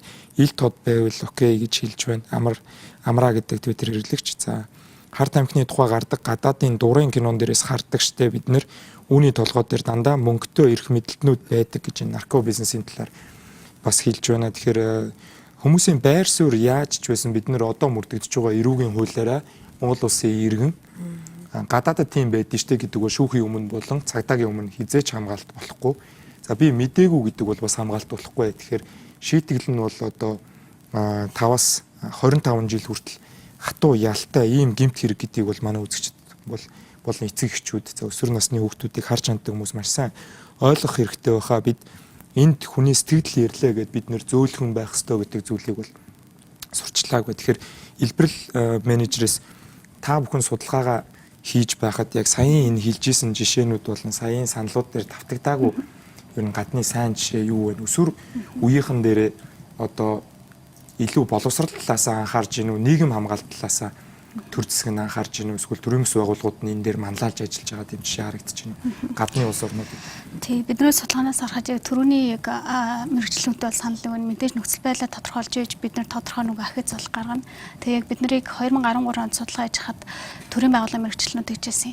Бид нар яг ингээд боловсролын нөгөө мэдлэг мэдээлэл өгөө гэхээр бид нар эргээд өөрөө яг нөгөө хар тамхины талаар сурчилж байгаа юм шиг болоод байна. Тэгэхээр эргээд өсвөр үеийнхнээ бид нар одоо эрсдэлд оруулах магадaltaй учраас ер нь яг хар тамхины чиглэлээр мэдлэг мэдээлэл олох сурвалж сурчлагын ажлаа бид нар аль болох дэмждэггүй гэдэг бол байр сууриас бол хандж байсан. Тэгэхээр бидний өмнөх судалгаанууд за өсвөр насныхны хэлж байгаа ч гэсэн ерөөдөө бүгдээрээ аль хэдийн те яг хар тамхи хэрэглэсний дараа ямар шинж тэмдэг гардггүй, ямар хар тамхинууд байдгүй гэх мэтлэн аль хэдийн нөгөө нэг өөрсдөө мэдлэг мэдээлэл олоод авцсан. Тэгээд нөгөө яг гардаг үр дагавар нь буюу те мансуур хараа бид нар нөгөө дуу чимээг сонсдог, те толгой өргөдөг, бараг л нөгөө диважин утсан юм шиг болдог гэх мэтлэн тийм сөрөг мэдээллүүд үе тэнгийнхэн дамсан тийм мэдээллээс айгүйх нөгөө дараачийн хэрэглэгч нь үүсдэг. Тэгэхээр бидний хувьд гарцыг юу гэж харж байна вэ гэхээр мэдээж ямар хар тамхи байдгүй гэдгийг бол мэдээж одоо мэдээлэл өгөх нь бол зөв. За дээрэс нь яг энийг дагаад өөрөө ямар үр дагавар гарах вэ? Эдийн засгийн хувьд, нийгмийн харилцааны хувьд те хүн өөрөөс нийгмээс яаж тасрах вэ? Ямар одоо сөрөг хор ихрэл гарах вэ гэдгийг маш сайтар бол мэдээж хуулах те яаж л нөгөө хуудын арга хэмжээ нь ямар байдгүй, ямар хариуцлага тооцдгүй гэх мэтлэн үр дагавар талаар чиглэсэн мэдлэг мэдээллийн ажил бол Монголын хэмжээнд бол ерөнхийдөө нэлээд тутмаг байгаа. За дээрэс нь бид нар бас яг арга хэмжээ авъя, энийг анхаарах хэрэгтэй байна гэж хэлж байхад за хар тамхи бол те та нар нөхцөл байдал та нар үндэсний хэмжээнд хийгээгүй юм чи энийг чинь бид нар асуудал гэж үзэхгүй. Бид нар бараг архины хэрэглээ илүү чухал байж тэ гэдэг ч юм уу те тодорхой хар тамхины асуудал гэдэг рүү анхаарлаа хандуулах бол нийт төрөнд шаардлагатай ажил юм болоо гэж харсан.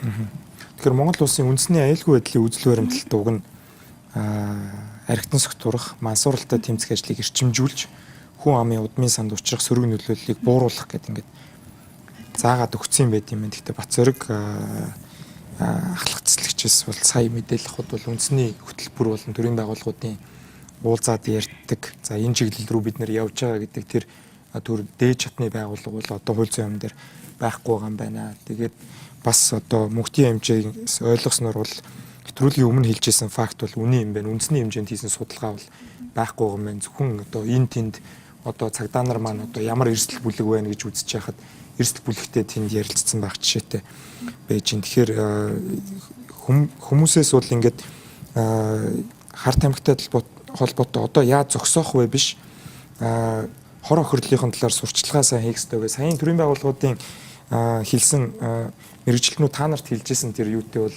санал нийлэхэд бас жоохон хүндрэлтэй юм байна л да. Хэрвээ бид нар хүүхдүүд одоо 5 настай хүүхд iPad хэрэглээд интернет орж чаддаг болцсон үед бид нар багш сургууль хүмүүжүүлэгчид болон боловсролын систем цагдаа одоо тэдний сайн сайхны төлөө санаа зовж хүмүүс зөв мэдээллийг өгөхгүй бол хүүхэд өөрөө YouTube дээр одоо 3 сая дагагчтай ямар ч фактгүй одоо нэг pop од одоо юу гэдэг ийм юм хэрэглүүл зүгээр юм а гэдэг мессежийг хүүхэд аваад тэр нь тэр хүүхдийн үнэт зүйлж бол төлөвшөх магадaltaй. Тэгэхээр сурвалж сурчлагын ажил бол маш чухал гэж бодож байна. Тэгэхээр ариун болт консулын хувьд манайхан мэдээлэлгүйгээсээ энэ гадаад хэрэгт ороод байна уу гэдэг дээр та ямар байр суурьтай байдаг вэ? Энэ дээр ямар арга хэмжээгээр нь авъя гэж бодож байна? Энэ яг түрүүний ярьсан бүх хүмүүстэй уялдаад гараад ирж байгаа юм л да. Нэгдүгээрт хамгийн хохирол багтаа хамгийн шилдэг туршлага бол урьдчилан сэргийлэх. Гэхдээ урьдчилан сэргийлэхдээ тэрний хор уршигын ийм болдго юм шүү гэдгийг ярьж өгөх хэрэгтэй асуудал. Дотоодын хувьд бол мэдээж хэрэг боловсролын системээр дамжуулаад хийвэл улам сайн болно байх. Тэрнээс гадна бас олон нийтэд ч гэсэн энийг бас сэрдэг сурталчилдаг юм тогтолцоо бас бий болох хэрэгтэй. Арх тамхитай адилхан бас хорт зурчил. Саяхан би зүгээр вебсайт, YouTube, Facebook дээр хажсан сургуулийн хүүхдүүд архины хор уршигын талаар өөрсдөө юм кино хийгээд тэгээ тэрүүгээр уралдаан зохиогоод нэлээд олон зуун хүүхдүүд ингээд өрсөлдөөд яаж тэр хүүхдүүдийн сэтгэлгээ бол яг тэр одоо хорт зуршил гэж юу вэ гэдгийг бол илүү тод харуулах чиглэлээр байсан. Манай консулын хувьд бас илүү нэг анхааруулжтай нэг юм бол түрүү манай дотооддоо бол одоо эхлэлийн шатанда байгаа боловч үндэсний аюулгүй байдлын харангаа дэлсээд байгаа энэ хар тамхи бол хэлийн чамд бол үндэстэн намсан төрөний зохион байгуулалттай гэмт хэргийн бүлэглүүдийн гар хөлөөр үлдэгдэж байгаа. Тэрэнд одоо манай иргэд бол одоо хохирогч болж орж байгаа. Өөрөөр хэлбэл хэрэглэж болохгүй шүү гэдгийг мэдхээс гадна энэ гэмт хэрэгт альва хэлбэр татагдаж орж болохгүй шүү гэдгийг бол маш сайн мэдэх. Энэ талаар бол бид нар бол чадлынхаа хэрээр сурталчлах ажил бас манай нэг челленжинг асуулт болж байгаа юм. Би өөрөө консулаар ажиллаж байхдаа яг энэ хэрэгт холбогдсон хүмүүсийн одоо дараах нь очиж уулзч үзчихсэн. Одоо арай ч юм асуудал болно гэж бодсонгүй. Одоо спортын тим юмны хэрэгэл одоо бид нар зөөж юм гэж хэлсэн гэдэг юм уу. Өөрөөр хэлбэл тэр зохион байгуулалтын этгээдүүд маш судалгаа тооцоотойгоор манай иргэдийг хэнийг энд уруу татуулж ашиглавал энэ одоо мэдээлэлгүй байх уу, мэдэхгүй байх уу, хэний одоо энэ араас одоо баг өмгөөлөх хөөцөлдөхгүй байх вэ гэдгийг хүртэл нарийн тооцоолсон ийм байдал бол ажиглагдаад байгаа. Тэгээд тэрний үр дагавраар бол манай тэр иргэн бол одоо маш өндөр ял авах улмаар тэгээд хоёр улсын оронч асуудал болно. Ер нь бол арга эртэнд ямар одоо байдал гарах нь бол ойлгомжтой. Тэгэхээр зэрэг бас дээрээс гадагшаа явахтаа ч бие авч явах, ачаа бараагаа боломжтой хүний одоо дайсан гэж зүйлийг бити авч яваа гэж бид нар бол байнга одоо өгүүлдэг. Одоо ялж болж игэл одоо нутсыг нөрөөн болоод ирэхэд нь бас нэг гадагшаа явж байгаа иргэдэд зарим нэг тусгай одоо зарим нэг цөөн ингийн тэрэг гараад байгаа цөөн бүс нутгууд руу явахад бид нар бас юм өрчилсөн сануулга бас өгмөр байдгийн. Эрүүл мэндийн сануулга ирдэг шиг тийм таны утас одоо тийм өрөмөн боллоо шүү гэд эрэхтэй та тэгтээ тэр хүний янз бүрийн ачаа танихгүй үнтэй уулзах ярих янз бүрийн зөөх санал авах тийм асуудал төр битэл гараараа. Тэгээ энэ одоо сая 2005 онд манайх бол хууль зүйн яам Оростой 2011 он хятадтай бол энэ гэмт хэрэгтэй тэмцэх хилцээр байгуулсан шүү дээ. Энэ хилцээрийг бол идэвхжүүлэх хэрэгтэй байгаа. Дээрээс нь одоо бас энэ хилцээрийг өргөжүүлэх хэрэгтэй. Эрчим тусалцааныхаа хилцээрүүдийг ч бас сайжруулах хэрэгтэй. Нөгөө урьдчилан сэргийлэхээс гадна энэ урьдчилан сэргийлэх чинь гадаад гарч байгаа энэ гэмт хэрэгүүдийг бас таслан зогсоох, наашаага тэр одоо үзүүр салбаруудыг оруулахгүй байхад бас том юм хан хэрэн босох ийм бол шаардлагатай санагддаг. За баярлалаа. Тэгэхээр мандах захирлаас манад одоо мөрдөж байгаа 2000 одоо 2 оны эрүүгийн хууль практикт хэрэглэхэд учир дутагдaltaй за ядаж л авч явсан хэмжээгээр нь ял шийтгэл оногдуулах хэрэгтэй. 10 грамм ч авч явсан, 10 кг ч авч явсан адилхан шийтгэгдэж байна гэж гэдэг санал бас Twitter хэрэглэгч ирүүлж байна. Тэгэхээр энэ дээр бас гадны шүүхийн практик ямар байд юм бол та илүү ял шийтгэл болон шүүхийн практик талаас сайн гарч шийдлүүд юу вэ? Энэ том зургаар бол хар тамхиг Монгол бууруулах, хүүхдүүдэд хамгаалах талаас тийм ээ. Тэгэхээр одоо манай улсад хэрэгжиж байгаа 2002 оны эрүүгийн хуульд бол бас яг төдийлөн таны хэлсэнчлээ одоо тэр граммар нь ч юм уу одоо хэмжээгээр нь ангилсан бол байдгүй байгаа. Ерөнхийдөө бол тэдээс одоо 5-8 жил ч тийм үү те эсвэл 2 жил хүртэл хугацаагаар харин ч тийм үү тиймэрхүү байдлаар бол шүүгчд бас тухайн хэргийн нөхцөл байдалд ноёлдуулах байдлаар тэндээс нь одоо өөрийн одоо тэр үйл баримт тэр олон хийгдэ авагдсан нотлох баримт үндэслэн одоо тэрний бас оноох одоо ялынхны хэмжээг нь бол бас ингээд дээд доод хэмжээг нь заагаад өгсөн байдаг. Ийм байдлаар явагддаг байгаа. Тэгтэл одоо зарим улсад одоо жишээ нь түрүүн бас бүгд найрамдах тулсын тухай нэлээд яригдлаа. Тэгэхээр манай улсын иргэд ч гэсэн бас бүгд найрамдах тулсд очиж нэлээд ихээр энэ гэмтэг толбогдсон тийм статистик тоол байдаг юм байлаа. Тэгэхээр энэ үднэс нь бид нар бас бүгд найрамдах тулсын одоо энэ хуулийг нь бол бас харж үзсэн байгаа, судалсан байгаа. Тэгэхээр тэнд бол одоо яг тэр төрлүүдийг нь бол бүр яг эрүүгийн хууль дотроо л ингээ заагаад өгсөн байдаг. Жишээ нь одоо опиум 1000 граммаас дээш, героин эсвэл метадефин 50 граммаас дээш бол одоо 15 жил, хамгийн багт 15 жил нэг бол хугацаагүйгээр, нэг бол цаазын ял гэх мэтлэнгээр заасан байдаг. За эсвэл одоо опиум 200 граммаас дээш, героин, метадефин 50 граммаас доош бол 7-оос дээш жил гэдэг ч юм уу ийм хуулиас заасан байдаг. Тэгээд түүнд нь уялдуулан бас тухайн одоо бүгд найрамдагтад улс ардын дээд шүүхээс нь зөвлөмж болон одоо тайлбарыг бол гаргасан байдаг. Тэр зөвлөмж дээр бол ерөөсөө яг тэдээс тэдэн грамм яг ийм төрлийн бодис бол тэдэн жилийн ялуу нөх зохимжтой гэдэг ч юм тийм хуулиар илүү бас нарийчилж өгсөн байдаг юм л. Тэгээд тэрний эргээгээд нөгөө хуулийг одоо нийгмээр хэрэглэхэд бас илүү ач холбогдолтой болон одоо түүнийг ингээд харж одоо илүү урьдчилан сэргийлэх байдлаар одоо иргэдийн зүгээс за одоо жишээ метадефин эсвэл одоо героин гэдэг бодисыг бол иймэрхүү граммыг зөөхөл ерөөсөө иймэрхүү ял авах юм байна гэдэг нь бол бас шууд тэрнээс ойлгомжтой байдлаар харагдахаар тиймэрхүү байдлаар зохицуулсан байдаг юм лээ. Монгол улсын хувьд бол ихчлэн одоо тэр сэтгцэд нөлөөт бодисын тухай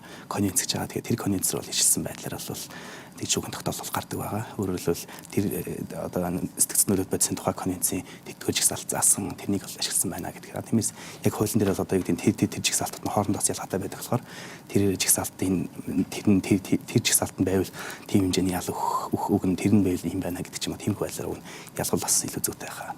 Тэгэхээр мэдээж хэрэг ялын хэмжээг шудраг усны хэмжүүрээр бас тооцож үзэх ёстой байдаг. Тэгэхээр үндсэнд дамсан одоо өчнөө килограммаар нь оруулж ирж одоо нийгмийн эрүүл мэнд болон одоо худалдан борлуулагч байсан хүн за одоо анх удаага хэрглэж үзээд юм уу 50 грамтай явж исэн хүн хоёрын хооронд бол ял шийтгэлийн үг нь ялгаа байх ёстой юм шиг одоо ойлгогдоод байна л да. Тэгэхээр нийгмийн эрүүл мэндийн хүрээлэнгээс бас хилцүүлэгч шууд саналаа хэлж байна.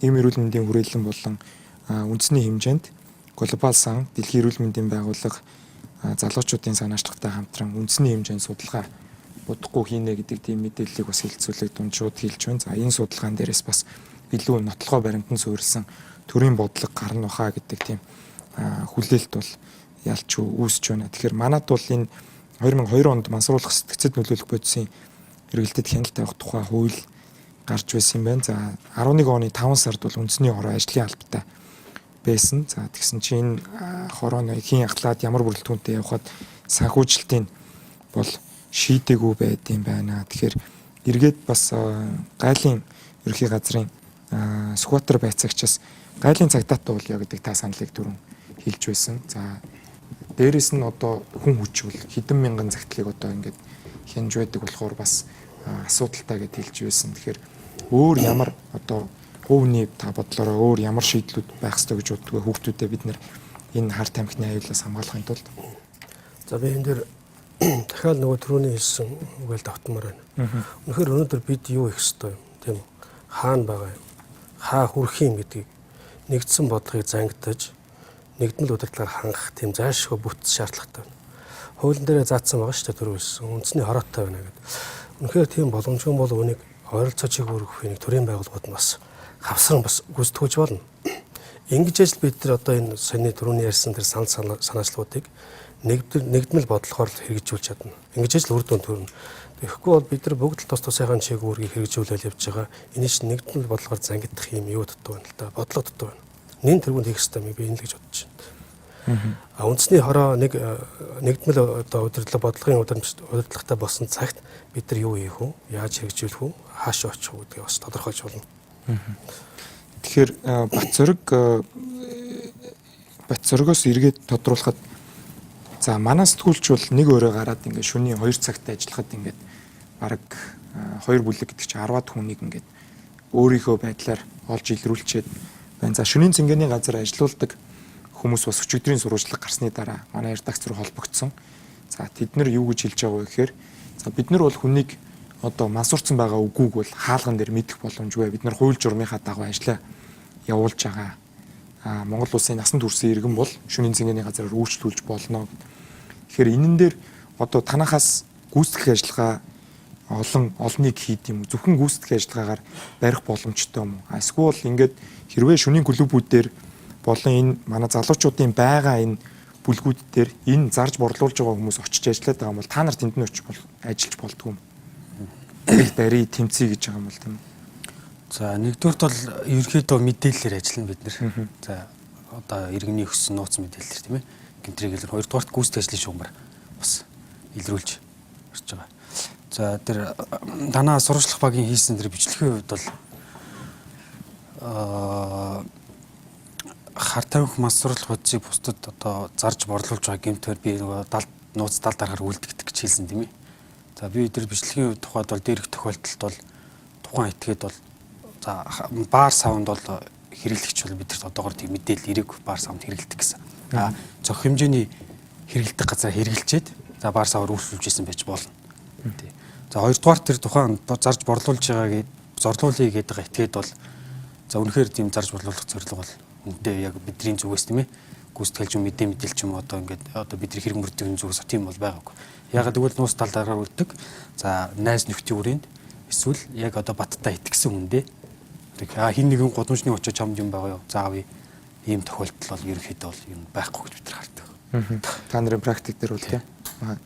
Ер нь бол одоо за амарснаа гэдэг хэрэглэгч бас хэлж байна. Энэ хэвлэл мэдээллийн салбараа хамгаалаач ээ. За хар тамхи донтолтыг гайхуулж бараг л магтан дуулсан агуулгууд, за клипүүд зөндөө байна гэж хэлж байна. За энэ бол яг түрүүн илбэрл менежерийн хэлснээр зөв талыг нь биш буруу талыг нь өсвөр үе залуучуудад сурталчилсан тийм зүйл бол Монголд бол хэвлэл мэдээллийн хуулиараа бол арилжаа сурталчилгааны хуулиар бол өргөн нэвтрүүлгийн шаардлагууд төр бол энийг хориглож өгсөн байдаг. За тэгэхээр гадны юм контентыг хүн YouTube-ээр үзэх бол Монгол улсын интернет нээлттэй бол чөлөөтэй. Тэгэхээр залуучуудаа бас зөв сурталчилгаа болон эцэг эхчүүдэд энэ хүү одоо бодисыг хэрэглэснээр ямар эрсдэл танаа хүүхд орж та өөрөө орж болох вэ гэдэг мэдээллийг өгөх хэрэгтэй маа гэдэг саналыг бас үзэгчд маань сонссон баха. Тэгэхээр өнөөдөр орой нүүдэл шийдэл нэвтрүүлэг Монгол улс хэрэглэгч улс болсон уу гэдэг сэдвэр хар тамхины талаар ярилцлаа. Тэгэхээр нэвтрүүлгийн өмнө бид бүхэн санал асуулгыг Гого цэгийн хамтран үзэгч та бүхэнд үзүүлсэн. Маргааш өглөө энэ хүү нэвтрүүлгийн маань бас онцлог ишлэлүүд үндэсний портал Гого цэгийн мен дээр гарах болно. Тэгээд нүүдэл шийдэл нэвтрүүлэг эх 7 хоногт шин сэдвэр үзэгч та бүхэнтэйгээ уулзна. Өнөөдөр нэвтрүүлэгт хүрэлцэн ирсэн та бүхэнд маш их баярлалаа.